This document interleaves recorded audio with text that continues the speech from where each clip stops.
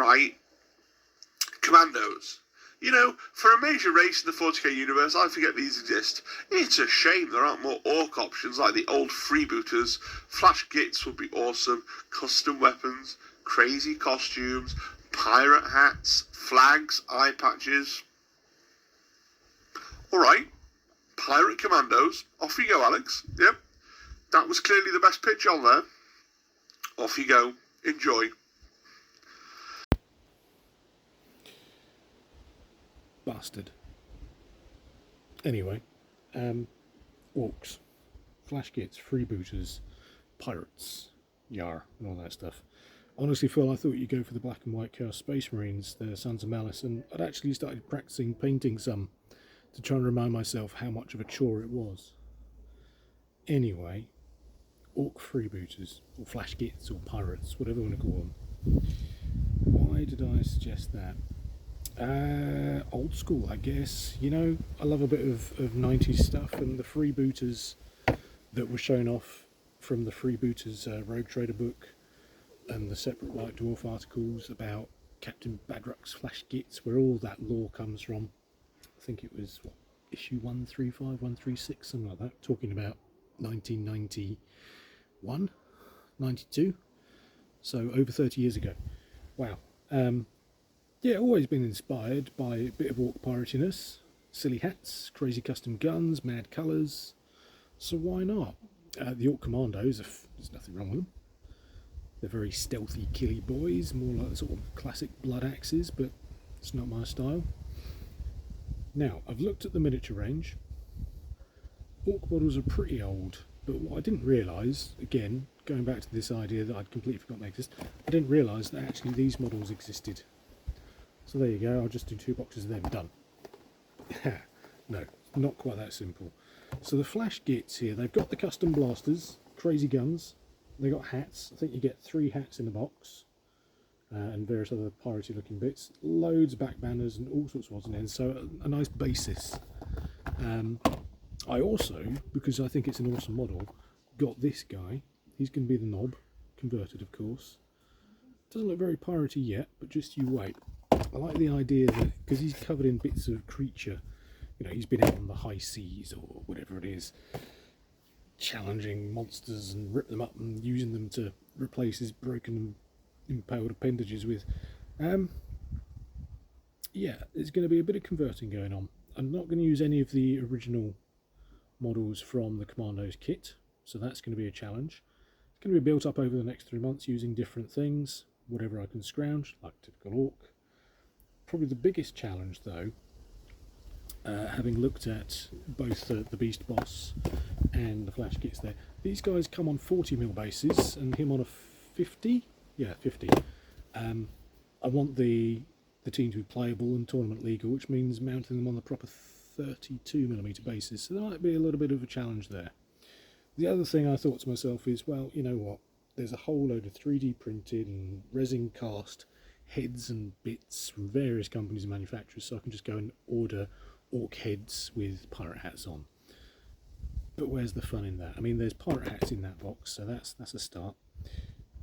I'm not really up on the official line when it comes to 3D printed bits and add-ons, but I think if it's blatantly obvious that it's not Games Workshop, if I rocked up to Warhammer World with a custom or Commando squad, flashbooters, freebooters, I'd want to use them, and I wouldn't want to get turned down saying you can't use those, it's got non-GW stuff. So it's going to have to be 100% GW or 90% GW, 10% scratch built. No third-party pieces, with the possible exception of bases. Cross that bridge when we find it. Right, next I'm going to go and move over there, and we're going to have a look at this guy as I start chopping them up and putting them together. Yay. Right, so this is the Beast Boss model. Well, parts of it rather. There's the main torso, quite a chunky looking thing. I've started hacking up bits and pieces. This is one of the parts that really sold me on it. It's not glued or anything, but you get this power claw that's kind of fashioned out of a skull teeth. You would have seen it on the photos anyway, but it's a lovely looking piece. And that goes in his right arm. Now, when you're playing with your Commandos, if I remember right, the knob's got two weapon options, either the claw and the gun, or gun and chopper. I need to double check that, but anyway, this guy's having a claw and a gun because it's going to look cool. Now the actual model has a really nice sword, that one there, but this pose is a bit and these horns kind of obscure an awful lot of the model, so I may or may not use those. But I've cut away this sword because what you can't see so well on this photo is actually a really nice bionic arm. Here, I've actually detached it from the shoulder piece it was on for reasons that I will go into in a second. But it's a nice bionic piece, and there's the hand, the other side of the hand, with the cutlass removed, which is there. Might get used in something else.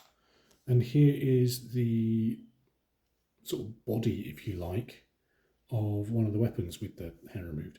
Now, these guns are ridiculous because you use about 7 or 8 different components to build them up. As you can kind of see from here, there's all these different barrels and bits, and you end up with something that looks a bit like that. Multiple options, lots of customizability, brilliant.